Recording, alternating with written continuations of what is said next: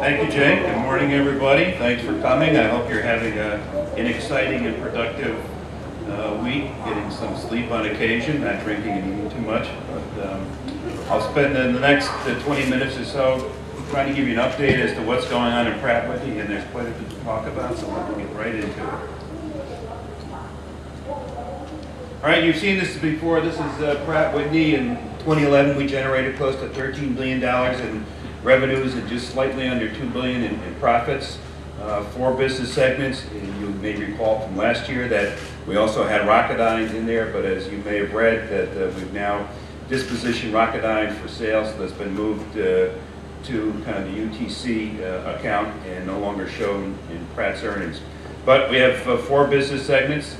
Our 3 core engine businesses in terms of size, our large commercial engine business that serves airlines and OEMs all over the world, providing both engines and aftermarket service.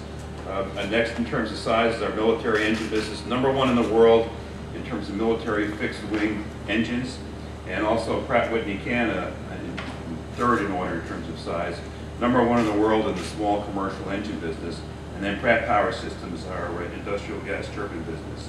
So that's kind of Pratt there, and I'll talk more about each of the business segments, obviously.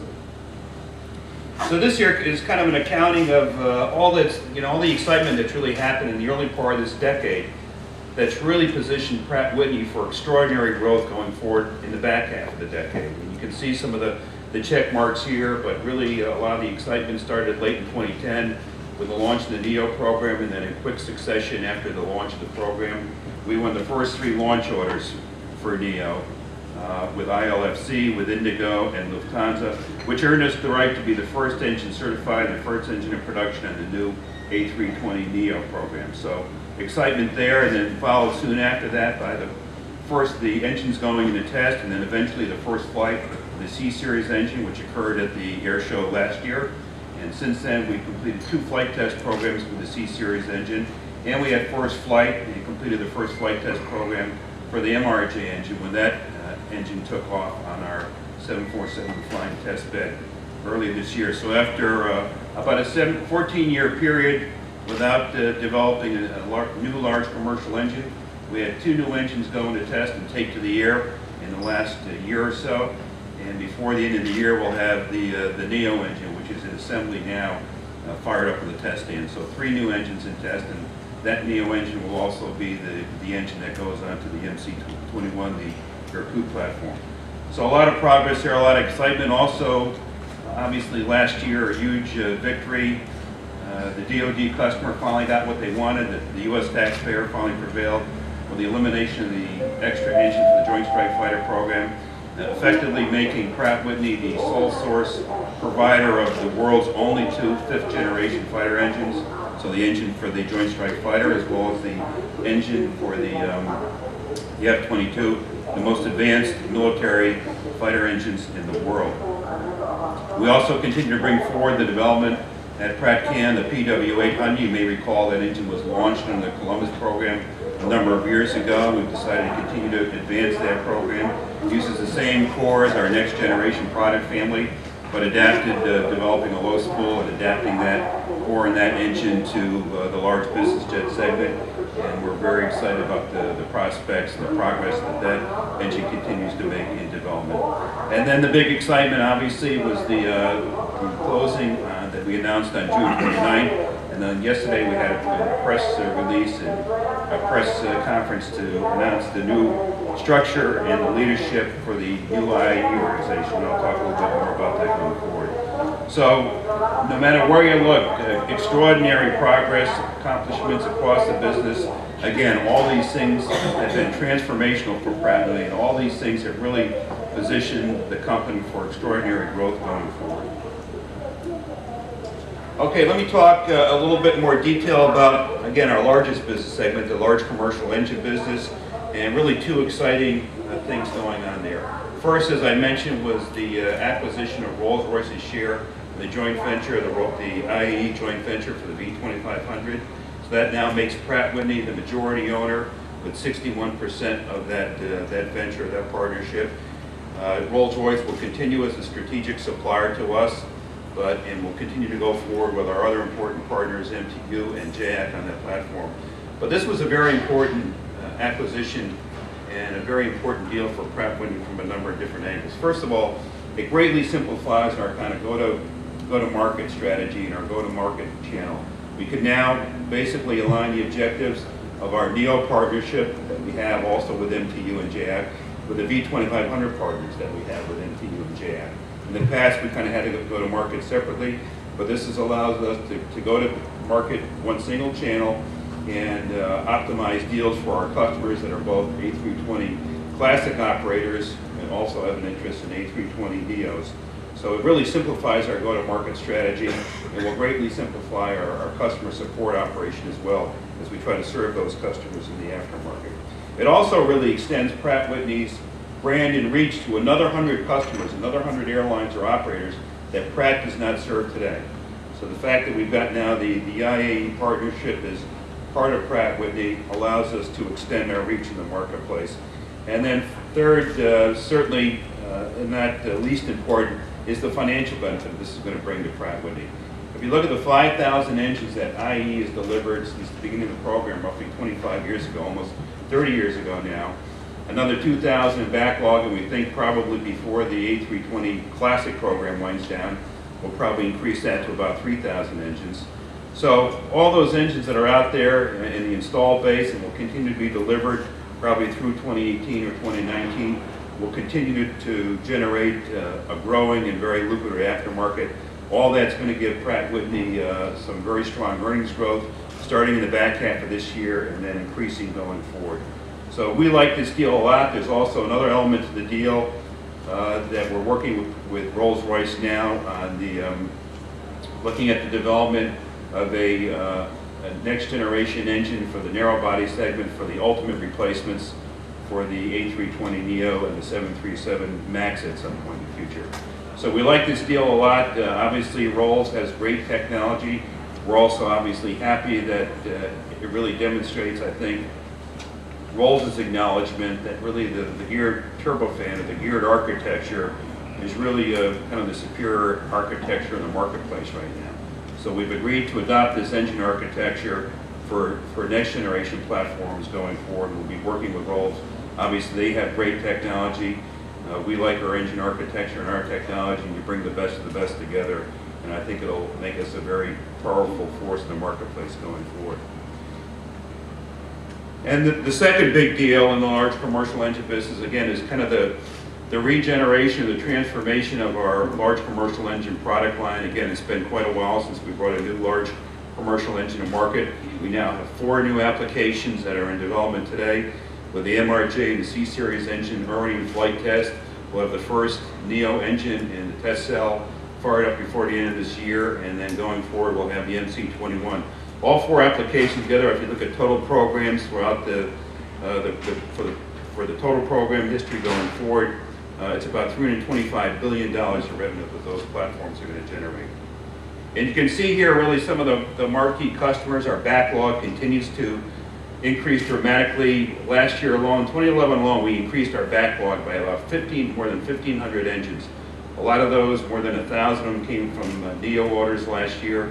But extraordinary progress, extraordinary momentum in the marketplace. Again, more than, if you look at firm option orders across all 4 platforms, we're in excess of 2,800 engine orders right now, with the most recent good news being with the Cebu and the Norwegian announcements that we announced yesterday at the show for orders there for A320 NEO engines, geared turbofans on those. You'll also note here, there's a lot of marquee customers. We're very pleased with the kind of the portfolio of customers that we have here. You'll note strong presence in emerging markets in India, Middle East, and elsewhere. You also note very strong presence with the leasing companies. We've had very good success with the leasing companies, and I think that demonstrates the confidence that they have in geared turbofan as a valuable and a liquid asset in the marketplace, and they continue to demonstrate their confidence with strong orders there. So great momentum, and show's not over yet. You may see that backlog increase a little bit more before the show comes to an end with a little bit more good news. The other nice upward slope we like is our test hours that we've got on the gear turbofan.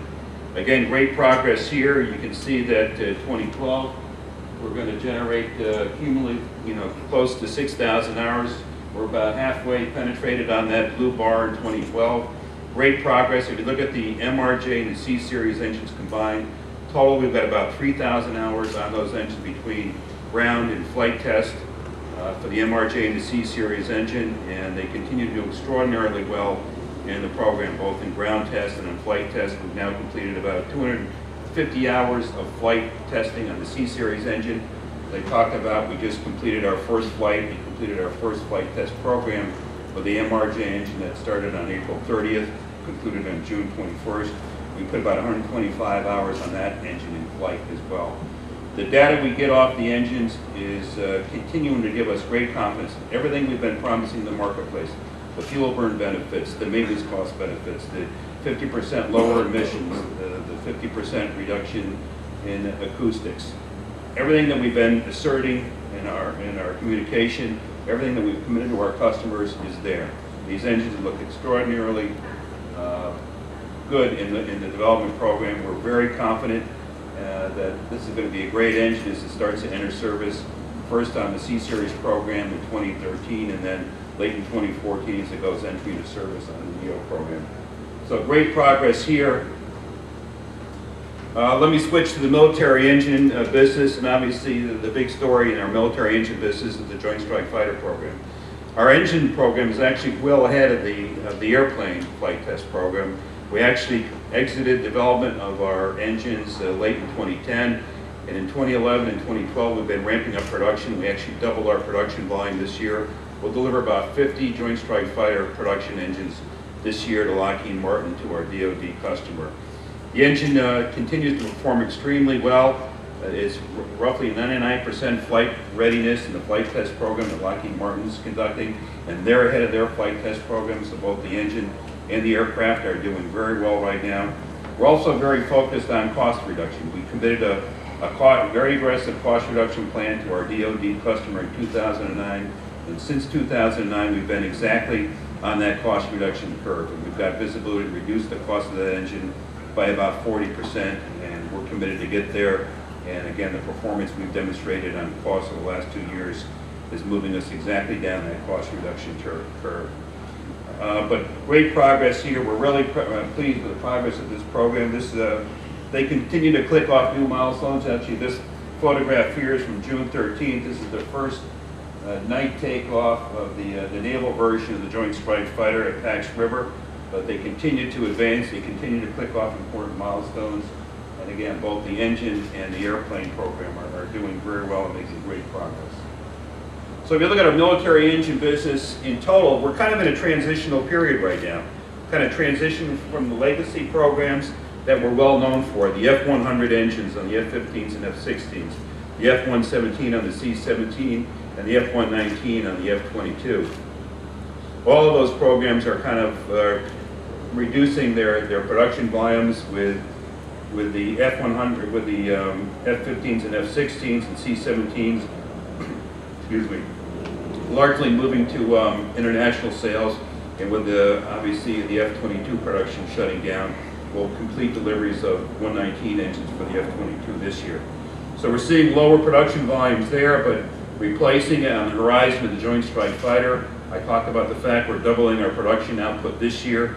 It maintains relatively flat for the coming years, and then starts to ramp sharply in 2015 and 2016. And this Joint Strike Fighter program, the 3 variants that you see there, as well as the tanker program on top of it that we won a number of years ago, is going to give this business a lift. And we understand the pressures on defense spending and with defense budgets, but we are on the right platforms, and these platforms are going to be growth programs. So as we kind of get through this transitional period, again, as you look in the back half of the decade, we're going to see some strong growth there, and that's on top of a very healthy military aftermarket. We've delivered about 7,200 F-100 engines since 1972, about more than 1,000 engines for C-17. All those, and the F-119s that are out there now, all those are generating a pretty healthy aftermarket stream that will be up probably double digits this year. And then further off on the horizon, a lot of exciting kind of new program work going on in our military business. We're actually co-developing a 3,000 shaft horsepower helicopter engine that's targeted at the Black Hawk and Apache market. Could be up to a $15 billion opportunity for Pratt & Whitney and Honeywell here. And we've tested the gas generator here. By the end of the year, we'll have the engine and the new engine in test and continue to advance that program. We're also got some exciting work on unmanned air vehicles. We're proud to have the F-100 engine flying on Northrop Grumman's X-47B. That's doing very well, and we've also got some engines flying on General Atomics' most advanced platform, the Avenger C unmanned vehicle. So good progress there, and then further off on that, we continue to advance our technology. Again, we have the most advanced military engine technology in the world. We're the world's only two fifth-generation fighter engines, the F-119 and the F-135. We continue to advance that technology and look at future platforms and opportunities such as the strategic bomber and maybe an eventual replacement for the F-22 or the F-18. All right, shifting to our third core engine business segment, Pratt Canada. You've heard the story there before. Extraordinary growth in the early part of the decade from 03 to 08, when they went from 1,000 engines to 4,000 engines.